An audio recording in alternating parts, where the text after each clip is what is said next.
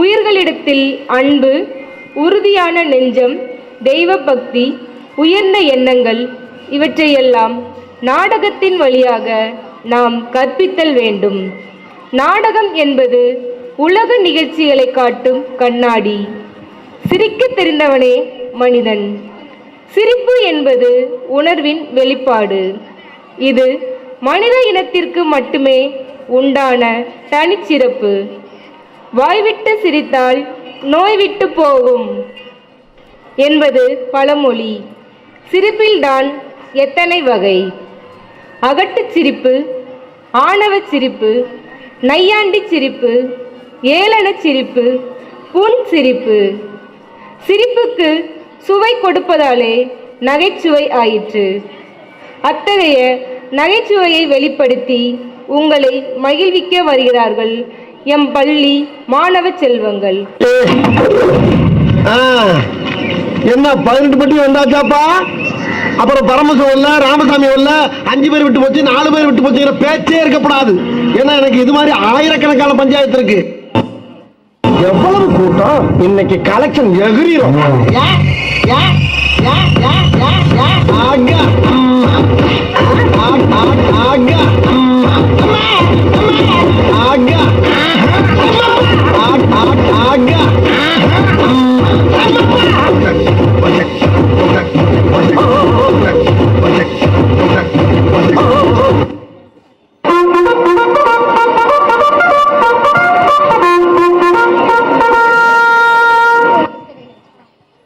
ராஜாதிராஜர், ராஜகம்பீரர், ராஜ மார்த்தாண்டர், ராஜகுல திலகர், நம் ராஜா வருகிறார் வருகிறார் வருகிறார்.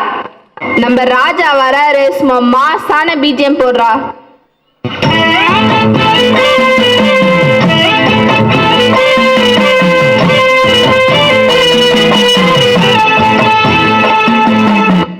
என்னடா மியூசிக் இது? நம்ம ராஜா வர சும்மா கெத்தா மாசா மியூசிக் போடக்கூடாதா?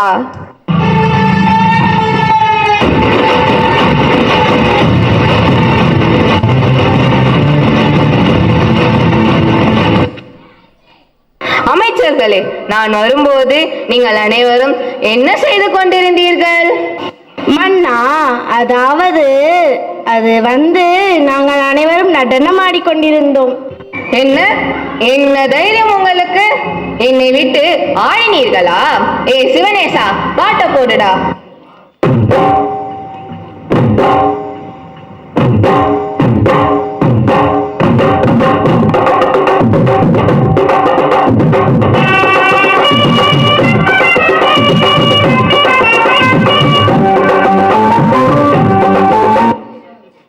அமைச்சரே, இன்று நம் நாட்டில் ஏதாவது செய்தி உள்ளதா?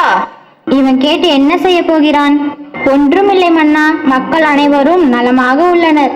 அமைச்சரே, தெனாலிராமன் இன்னும் அரசவைக்கு வரவில்லையா? ஆம் மன்னா, தெனாலிராமன் காலையில் இருந்து தர்பாருக்கும் வரவில்லை, தகவலும் அனுப்பவில்லை. என்ன தைரியம் தெனாலிராமனுக்கு? இன்னும் வரவில்லையா? காவலாளி, நீ சென்று தெனாலிராமனை அழைத்து வா. அப்படியே ஆகட்டும் மன்னா. இங்கிருக்கும் அமைச்சர்களே வேலை இல்லாமல் வெட்டியாக தான் இருக்கிறார்கள். இவன் என்ன செய்ய போறானோ? A few moments later. மன்னா, தெனாலிராமனின் குழந்தை அழுது அடம் பிடிக்கிறதாம். அதை சமாதானம் படுத்திய பிறகு வருவதாக கூறினான் மன்னா. என்ன தைரியம் தெனாலிராமனுக்கு இப்படி சொல்லி அனுப்புவான்? தன்னை அறிவாளி என்று சொல்லிக் கொள்ளும் தெனாலிராமனுக்கு ஒரு அழுகின்ற குழந்தையை சமாதானப்படுத்த முடியவில்லையா? இதை என்னால் நம்ப முடியாது. பொழுதே தெனாலிராமன் இங்கு வர வேண்டும். வரவில்லை என்று சொன்னால் உடனே கட்டி இழுத்து வாருங்கள். அப்படியே ஆகட்டும் மன்னா. 2000 years later. மன்னா, தெனாலிராமனை அழைத்து வந்து விட்டேன். மன்னா, மன்னா, என் கண்ணா! வணக்கம் அண்ணா, என்னை மன்னித்து விடுங்கள் பிரபு. என்னுடைய 3 வயது குழந்தை காலையிலிருந்து அழுது கொண்டே இருந்தது. என்னால் சமாதானப்படுத்த முடியவில்லை. அதனால் தான் என்னால் குறித்த நேரத்திற்குள் அரசவைக்குள் வர முடியவில்லை. உன்னால் ஒரு குழந்தையை சமாதானப்படுத்த முடியவில்லையா? உண்மையை சொல் தெனாலிராமா, என்னிடம் போய் சொல்லாதே. நடந்ததை சொல்கிறேன், கேளுங்கள் மன்னா.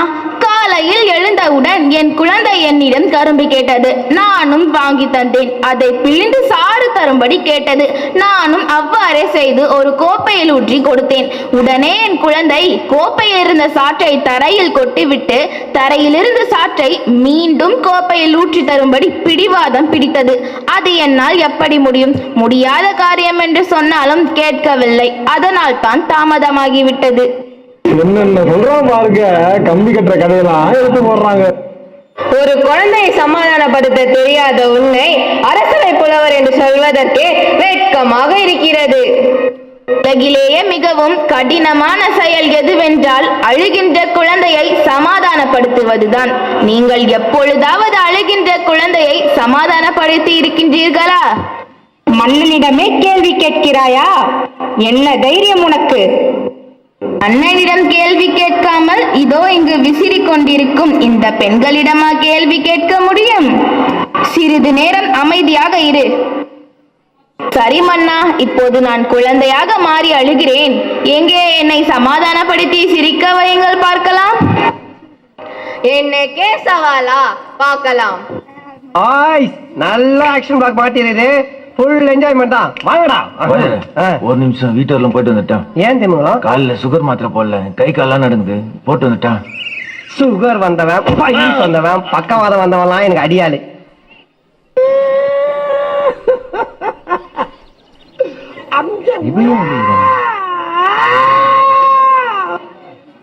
என் பட்டு ராஜாவே, உனக்கு என்ன வேண்டும்? சொல் கண்ணா. பால் கொண்டு வர சொல்லட்டுமா? பழம் தரட்டுமா? நான் சென்று பழம் எடுத்து வருகிறேன். ஓ மன்னா, தாங்கள் கேட்ட பழம் இதோ குழந்தாய். எனக்கு பாலும் வேண்டாம், பழமும் வேண்டாம்.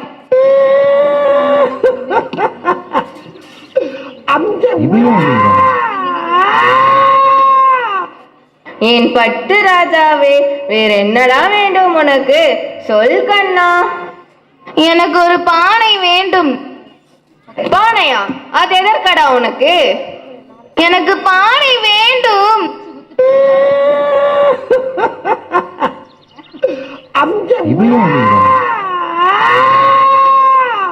சரி சரி, அழாதே. காவலாளி, நீ சென்று பானையை எடுத்து வா. என்னது? யானையா? பானை. யானை? பானை. அடே செவட்டு காவலாளி, யானை இல்லை, பானை பானை. ஓ, பானையா? அப்படியாகட்டும் மன்னா. மன்னா, இதோ தாங்கள் கேட்ட பானை. பானை வைத்து சமைக்க போகிறாயா இல்லை விளையாட போகிறாயா? பானைக்குள் இந்த அமைச்சரை போக சொல்லுங்கள். பானைக்குள் நானா? என்னால் முடியாது மன்னா, என்னால் முடியாது.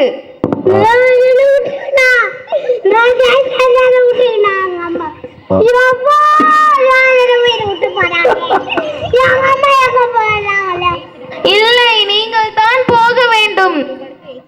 அடே முட்டாள் குழந்தாய், இந்த பானைக்குள் எப்படி போக முடியும்? என்னால் முடியாது மன்னா, என்னால் முடியாது மன்னா, என்னால் முடியவே முடியாது. படுத்து தாங்க முடியலையே. தலை வலிக்கிறா, தலை வலிக்குதே. மன்னா, என்னை காப்பாற்றுங்கள், என் தலையை காப்பாற்றுங்கள் மன்னா.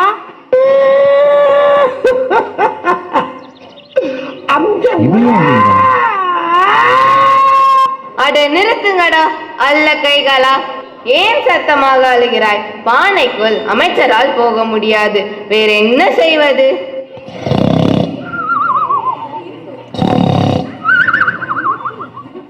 மன்னா. என்ன? நானே ஒரு குழந்தையை எப்படி சமாதானப்படுத்துவது என்று தெரியாமல் தவித்துக் கொண்டிருக்கிறேன். உனக்கு தூக்கமா? தோசை, இட்லி, சாம்பார், சட்னி சட்னி. தோசை, இட்லி, சாம்பார், சட்னி சட்னி. அடே தீனி பண்டாரமே, நான் இங்கு ஒரு குழந்தையை எப்படி சமாதானப்படுத்துவது என்று தெரியாமல் தவித்துக் கொண்டிருக்கிறேன். உனக்கு சாப்பாடு ஒரு கேடா? என்னை மன்னித்து விடுங்கள் மன்னா. மன்னா, நான் ஒரு கடிஜோக் சொல்லி குழந்தையை சிரிக்க வைக்கிறேன், பாருங்கள். தம்பி, காமெடி வேண்டாம், நான் சொல்லிட்டேன். நானு காமெடி பண்ணாத. குழந்தாய், முட்டைக்கு நடுவில் என்ன இருக்கும்? என்ன இருக்கும்? இட்டுதான் இருக்கும். இன்னும் என்ன நீ பைத்தியக்காரனாவே நினைச்சிட்டு இருக்கிறல? நான் அழும் குழந்தையை சிரிக்க வைக்கிறேன், பாருங்கள். எங்கே சிரிக்கவை பார்க்கலாம். அதோ பார், காகம் பறக்கிறது. இந்த இரவில் பறக்கிற காகம் உனக்கு தெரிகிறதா?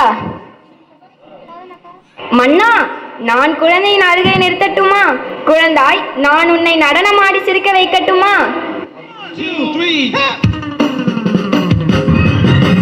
ஒரு சின்ன பையன் பக்கத்தான் கொடியன் செய்யும் வேலை எல்லாமே ஒன்ஸ் கேட்க வைக்கும் உங்கள் சாய்ஸ் ஆய் மாறிடுவே. என் பெயர் தான் ஷின்சானே, குடும்ப செய்ய ஒரு டான்ஸ். ஐயோ அத்தை, நீங்க பாக்கணுமே. விஷயம் தெரியாதவன் கப்புன்னு பார்த்தானா கையில சாவி தூக்கி கொடுத்துருவான். காகாவலி மாதிரி இருக்குது, அதுவும் அண்டங்காகாவலிப்பு. மன்னா, நான் முயற்சி செய்கிறேன், பாருங்கள். கண்ணா, நான் உனக்கு ஒரு பொம்மை தரட்டுமா? அதை வைத்து விளையாடுகிறாயா? போடா, நான் சிரிக்க மாட்டேன். அட நிறுத்துங்கடா, நீங்களும் உங்க மொக்க ஜோக்குங்களும். குழந்தாய், நான் உனக்கு பாட்டு பாட கத்து தரட்டுமா? ஐயோ மன்னா, தங்களது குரலிலா? வேணவே வேண்டாம். குழந்தாய், நான் பாட மாட்டேன். அதோ அங்கு இருக்கும் சிவனேசா தான் பாட்டு போடுவான். சக்கரம் ஓக்கற கேட்டதில்ல, இல்ல இல்ல இல்ல இல்ல. அடே சிவனேசா, குழந்தையின் அருகே நிறுத்த பாட்டு போட சொன்னா நீ எந்த பாட்டுடா போடுற? வேற பாட்டு போடுமையா?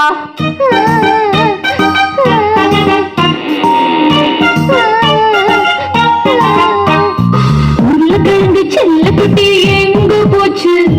கத்திரிக்காய் கூடையில தூங்க போச்சு. கத்திரிக்காய் எட்டி ஒருகி அழுதுருச்சு. அம்மா வந்து கொஞ்சினதும் சிரிச்சிடுச்சு.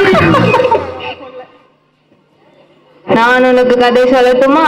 ஒரு ஊர்ல ஒரு பாட்டி வடை சுட்டுட்டு இருந்தாங்களாம். அத காக்கா தூக்கிட்டு போயிடுச்சான். குழந்தையாக இருக்கும்போதே தூக்கிட்டு போய்விட்டது. இன்னும் ஏன் அரைச்ச மாவையே அரைக்கிறீங்க? என்னது, மாவு அரைக்கிறனா? அம்மா, இட்லி மாவா தோசை மாவா? இதுவும் வேண்டாமா? நம்ம ஊர் பெண்களுக்கெல்லாம் ஒரு அவார்டு தான் தர வேண்டும். மன்னா, நான் ஒரு யோசனை சொல்லட்டுமா? என்ன யோசனை? மன்னா, தங்கள் காதை கொடுங்கள். நான் காதை தருகிறேன், ஆனா காதில் இருக்க குண்டலத்தை சுட்டு விடாதப்பா. உங்கள் காதில் இருக்கும் குண்டலத்தை நான் சுட்டிவிட மாட்டேன் மன்னா. என்னை தவறாக நினைக்காதீர்கள் மன்னா. ஓ, நீ அப்படி வரியா? யார் அங்கே? அமைச்சர் கூறியதை எடுத்து வா. அப்படியே ஆகட்டும் மன்னா. தாங்கள் என்ன கூறினீர்கள் மன்னா? அடே முட்டாள் காவலாளி, நான் இன்னும் உன்னிடம் சொல்லவில்லை, அதற்குள் ஓடுகிறாயா? என்னை மன்னித்து விடுங்கள் மன்னா. என் அருகில் வா, நான் சொல்கிறேன். அப்படியே ஆகட்டும் மன்னா. அண்ணா, தாங்கள் கேட்டது. குழந்தாய், இதை வைத்துக்கொள். இப்பொழுதாவது சிரிக்கிறாயா என்று பார்க்கலாம்.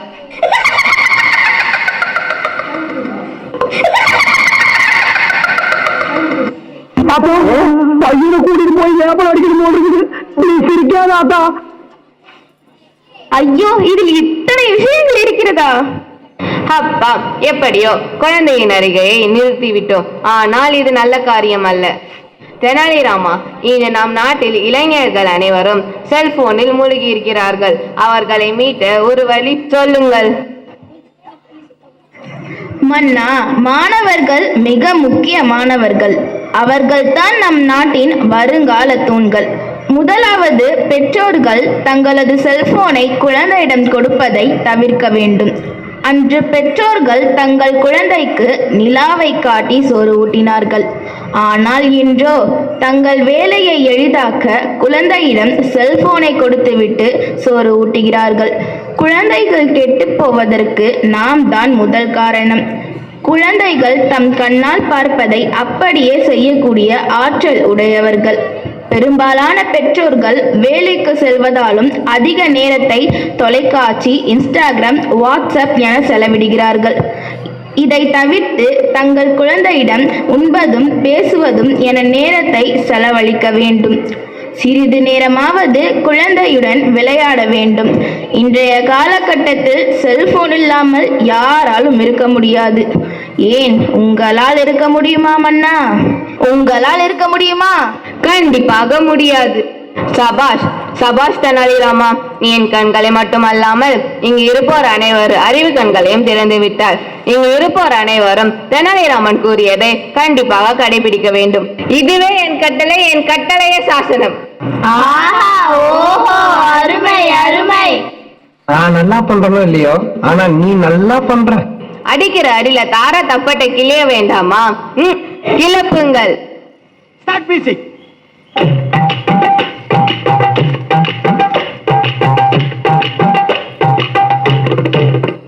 அலை கடலை திரண்டு வந்த ஆர்ப்பாட்டமே.